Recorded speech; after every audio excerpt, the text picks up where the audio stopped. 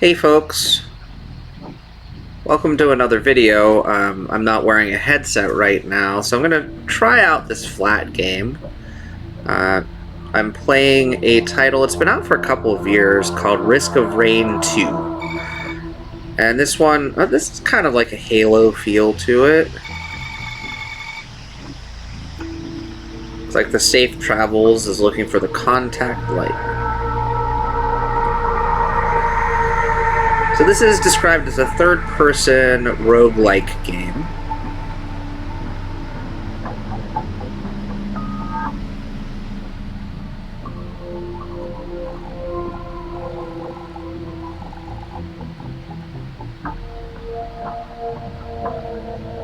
And they're looking at this ominous planet. The planet is actually where we're going to end up.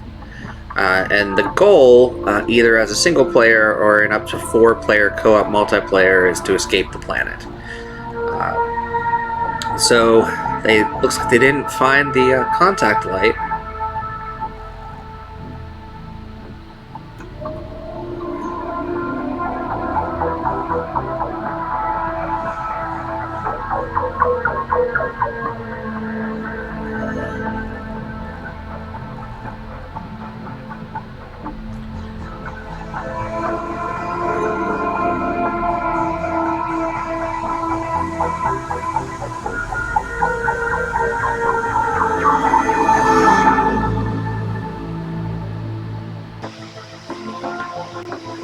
And I'm using a Xbox gamepad for this one. And we're just going to play some of the single player mode. Now when you start out the game, you're given 2 classes that you can choose from, either Commando or Huntress. So the Huntress, as you can see, has a bow and arrow. The Commando has 2 guns, 1 in each hand. So we're going to go with the 2-gun guy to start.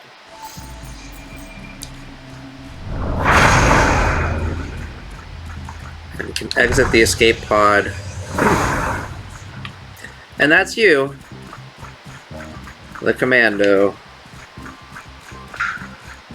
And I'm looking at the Commando.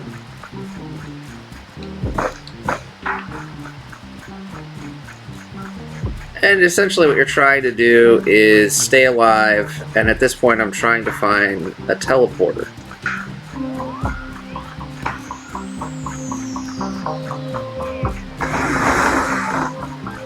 I think this is the right direction because I see one of these little beacons here.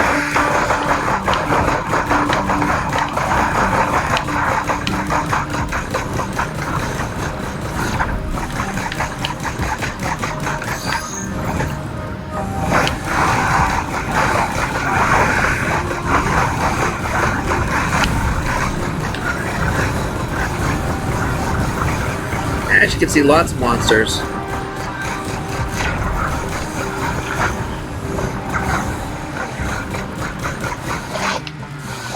I'm gonna run this way.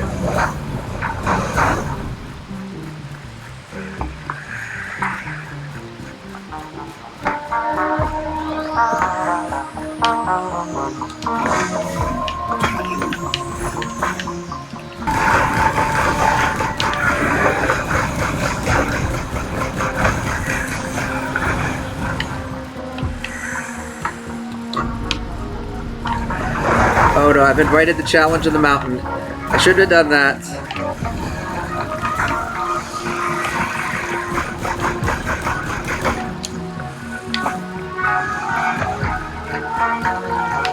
And what I'm looking for is a teleporter.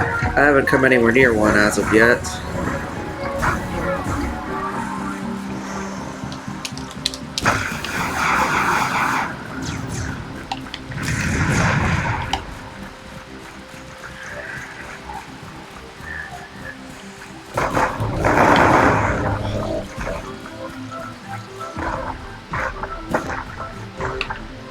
Almost looks like a door here. Closed door. Ah, I think I found the teleporter. So that would have been the teleporter right there. I unlocked the Elite Slayer, and I was killed by a stone golem. I have to say, this game's not really my type of game. It's kind of a slow-paced, third-person shooter. Wonder if there's a way to fix that. Alright, as I'm sure you figured, there is a VR mod available now for Risk of Rain 2 that puts you in a first-person perspective in the game with full motion controller support. We're going to check it out right now.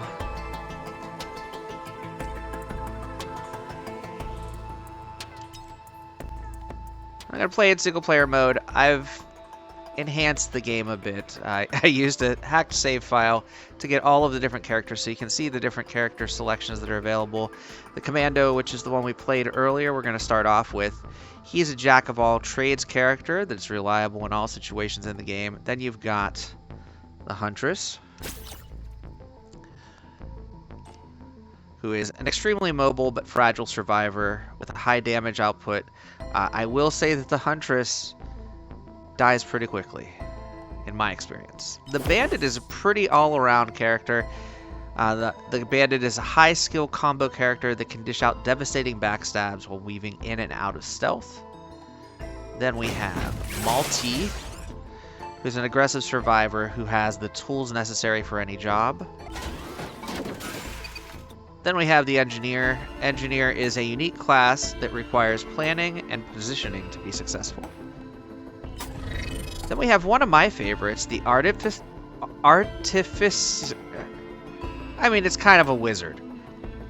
The Artificer has kind of a heat spell and a cold spell. And they're a high burst damage survivor who excels in fighting large groups and bosses alike. That blue spell, which we'll see later when I play as this character, can actually attack multiple characters at once, whereas the red one shoots kind of fireballs at them.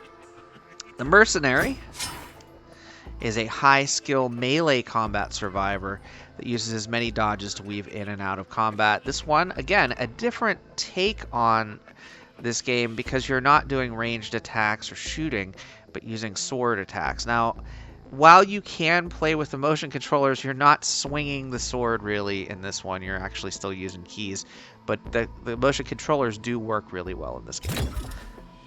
This is Rex, which is a part plant, part robot that uses HP to cast devastating skills from a distance. The plant nor the robot could survive on the planet alone, but because they have each other, they can. And then we've got three more on the bottom row here. The Loader is extremely slow, but she's got a grappling hook. So very similar to Windlands, you can hook that grappling hook against a surface and drag yourself forward, which is pretty cool. Acrid is a melee range hybrid who uses poisons, and you can whip the poisons to weaken tanky enemies. And as you can see, like, each of these characters kind of has a role to play. And then the Captain is a unique survivor that can control the battlefield and also get help from the ship that's up above the planet. So we are going to start off with the same character we just played as, the Commando. Let's see what's different in VR.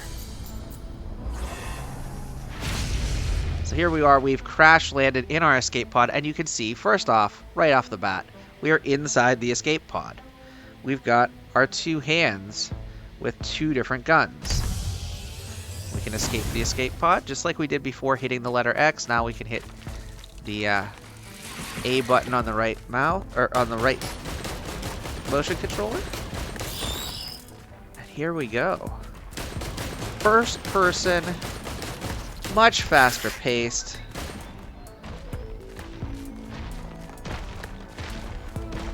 Feels like a game I absolutely want to play.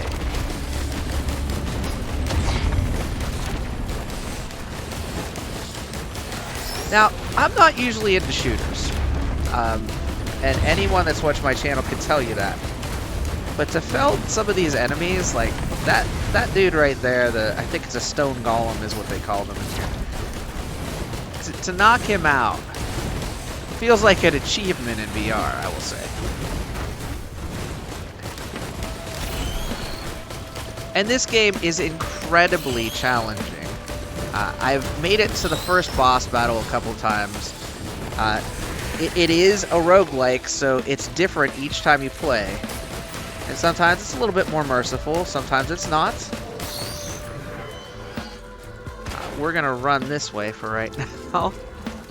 Let's see how far we can get.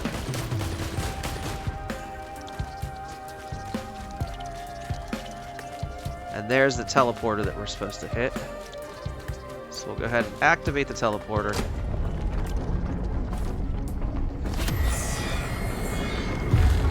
Ah, crap.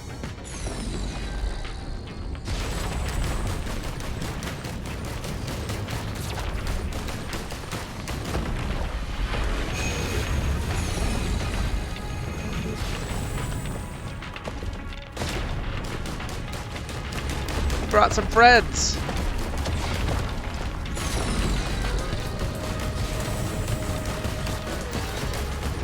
Lots of friends, it looks like.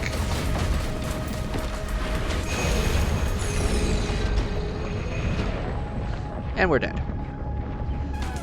But as you can see, a very, very different game in virtual reality. We killed 10 characters in that particular run. And that's what the commando's like. Now what I'm going to do is I'm going to show you a few of the different characters, because each character DrBibop actually modeled in the game so that they play differently, just like they would in the 2D game. It's so impressive. Here, let me show you. So as you can see my hands now. I'm still escaping from the escape pod, but as I get out,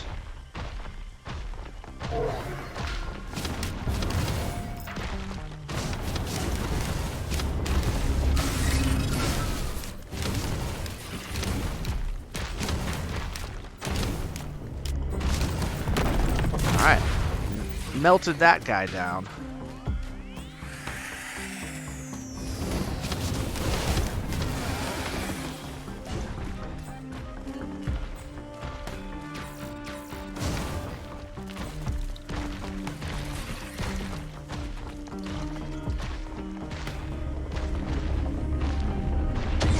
I'm not really worried about money. I'm more worried about survival right now.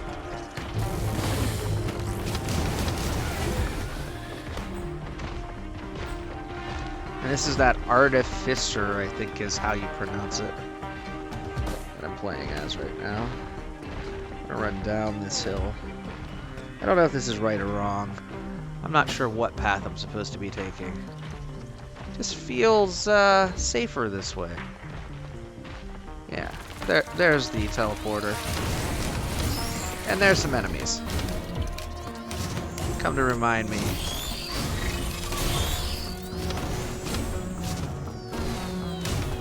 And as you can see, there's cooldown for some of the attacks.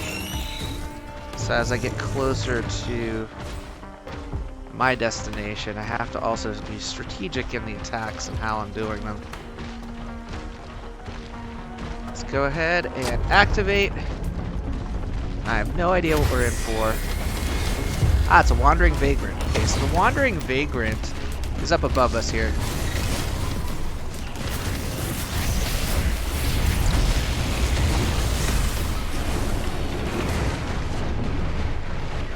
And we died. Yeah. But that's what it's like playing as the Artificer. It's pretty cool. Now we will play as the Bandit. And the Bandit's a pretty fun one. I'm only playing as the ones that I've really enjoyed playing as thus far. There are multiple, like I said, I think there's 11 different classes you can play as.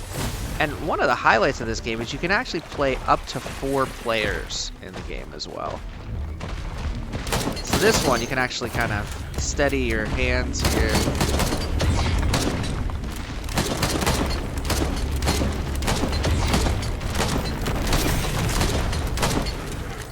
You can also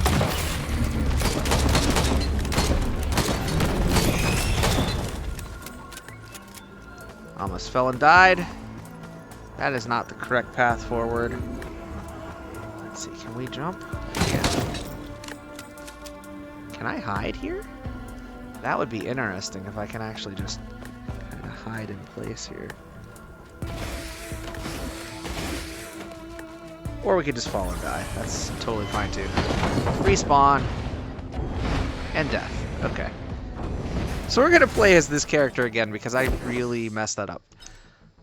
Falling off the ledge onto another ledge.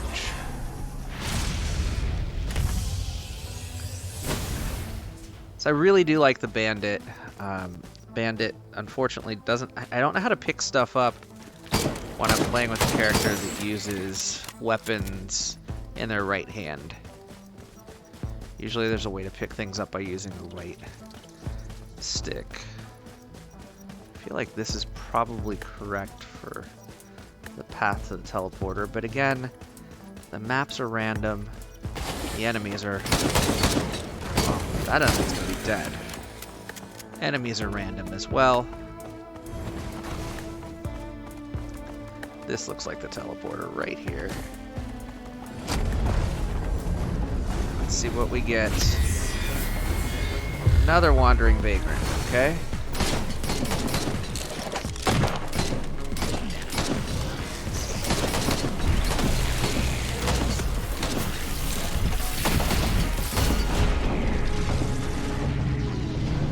We did pretty well. We got him down to 461 health. That's not the best I've done, but not the worst I've done in the limited amount of time I played this. So the last character I'm going to play as here, and then we'll probably go back to one of those other characters one last time, is the loader, so that you can see the grappling hook and how they use it for effect. Now, the loader is also a melee combat fighter, so I'm not going to be fighting enemies from a distance. I'm going to be fighting them by like basically punching them with my right hand while grappling with my left. So you can see here, the grappling hook used to full effect, just like you would in games like Windlands. Except you can't grapple up and swing, you can just really grapple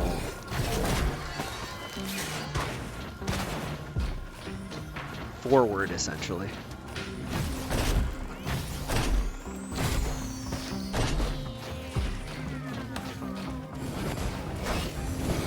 So get up close and personal with this dude.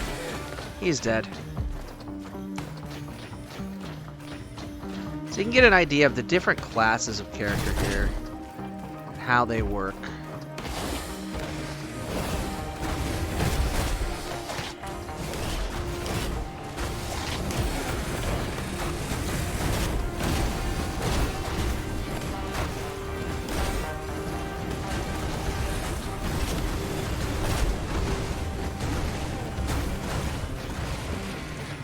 I'm not very good with the loader, but we'll get down here, we'll get to the teleporter, we'll activate it, and then we'll probably die. Because, I mean, what else are we going to do? Oh, a Stone Titan. How are you, Mr. Stone Titan?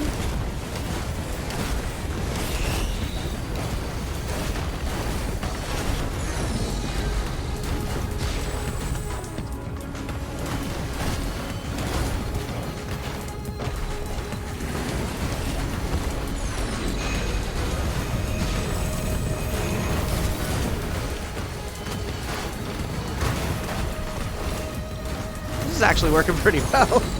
I'm pretty happy with this. We're gonna die still, but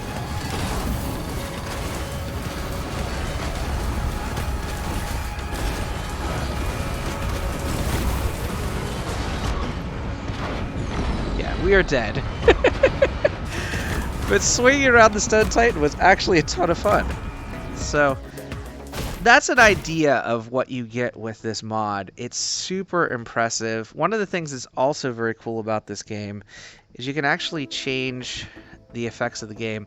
So you can have your player health regeneration and damage change with the difficulty scaled down. I'm going to turn that on for this one. You can also play it in a rainstorm to test your abilities against formidable foes, or in a monsoon for hardcore players.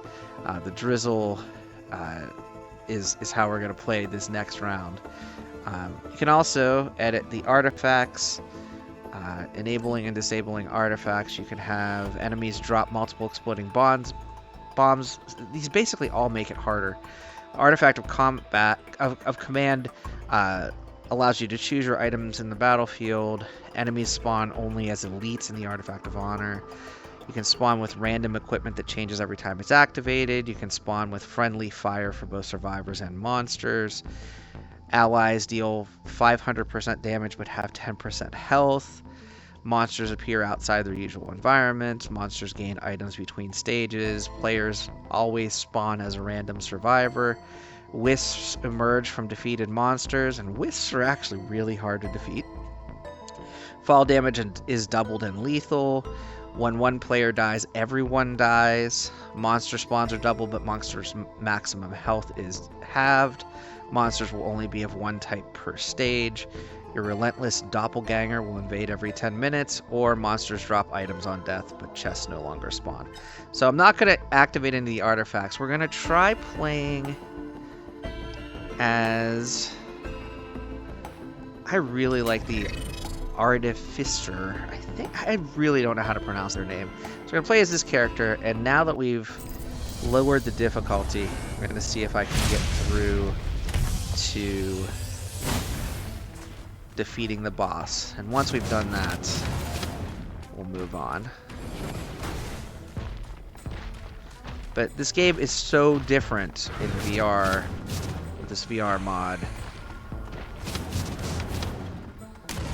I just really love the pacing of it. It feels like a game that was truly made for VR as well. And when you think of other games that are kind of in this category that are available in VR, there's things that are lacking in them. Like this game, I'm sure, is fantastic when scaled up with co-op with up to 4 players. And most of the VR games that are like that, unfortunately, they don't scale very well and they don't play as well. So having this large-scale, big-name title here is pretty awesome. Alright, let's see if we can defeat this Beetle Queen.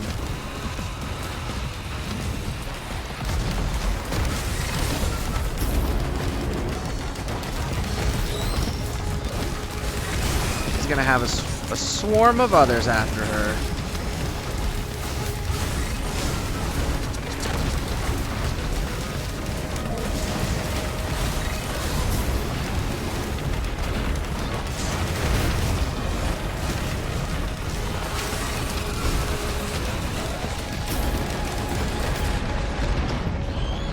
Almost made it. Got her down pretty far. Alright. I think we will try one last go. Let's go with the bandit for this one. Let's see what happens. But I haven't tried this yet with friends. I know a lot of other VR YouTubers and content creators have recently started trying this out as well, because to be fair, this is an amazing mod. Fantastic game.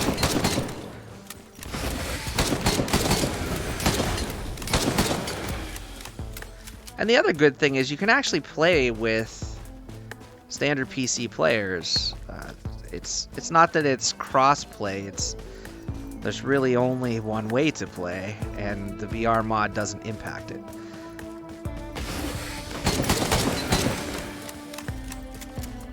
I just find the VR version to be much more comfortable to play, super immersive, and just overall a ton of fun.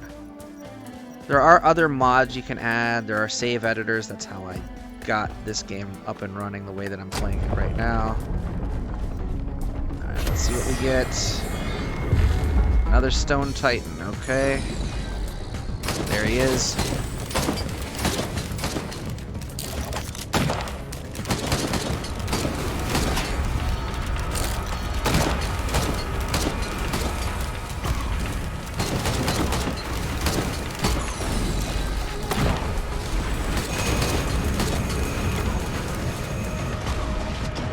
Oh, so close! That's unfortunate. Either way, I keep failing. It's kind of what I do. But I hope you've enjoyed this video. Let's take our commando in one last try. Commandos usually die.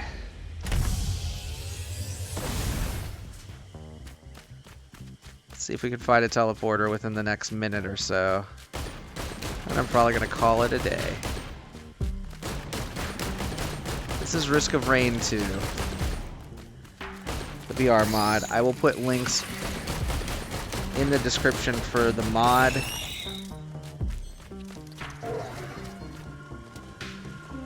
don't know what this is going to do, but I'm going to do it.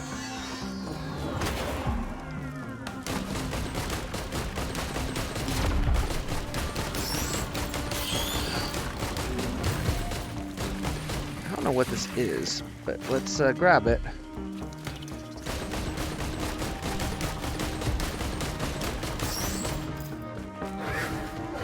Alright, let's head this way.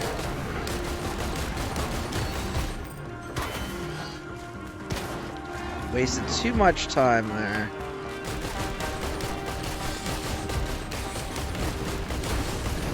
Because the longer you wait, the more difficult the enemies become. This is the right way, okay. Head down this hill. And what I don't know is, do I want to head up, or I'm going to head this way.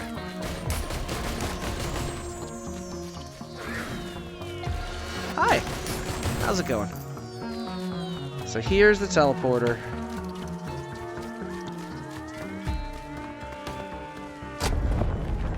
Let's see which enemy we get. Ah, Wandering Vagrant.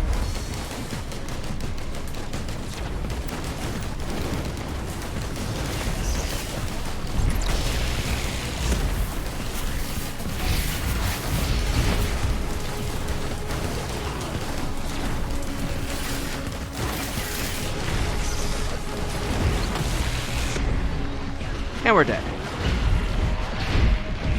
But that was a ton of fun. I will be back with more VR content soon. Until next time, get out there and enjoy some VR for yourself. And thanks for watching. Bye-bye now.